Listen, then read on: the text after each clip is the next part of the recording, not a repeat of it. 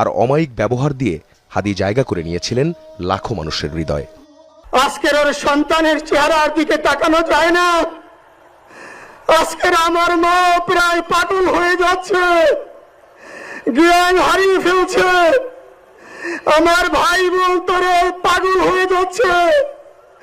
আমার 6 ভাই বোনের মধ্যে সবচেয়ে ছোট ছিল শরীফ উসমান হাদি। আজকের তার লাশ আমার কাঁধে বহন করতে হচ্ছে। শেষ বিদায়ের মুহূর্তে ওসমান হাদির বড় ভাইয়ের বক্তব্যে যেন আর চোখের পানি ধরে রাখতে পারেনি কেউই। লাখ লাখ মানুষ যখন তার মাগফিরাত কামনায়, তখন আকাশ বাতাস ভারী হয়ে ওঠে কান্নার রোলে। আমাদের অন্তরের অন্তঃস্থল থেকে তার প্রতি ভালোবাসা এবং আজকে এই লক্ষ মানুষের যে আয়োজন, সে আয়োজন দেখে আমি আমার জীবনের এই প্রথম আমি এত বড় আয়োজন দেখলাম। কিছু মানুষ মরেও অমর হয়ে থাকেন তাদের কর্মে, মানুষের স্মৃতিতে। ওসমান হাদি চলে গেছেন ঠিকই, কিন্তু রেখে গেছেন এক বিশাল শোকাতুর পরিবার, যে পরিবারের সদস্য আজ এই লাখো জনতা। আখলাকুস সাফা, যমুনা নিউজ, ঢাকা।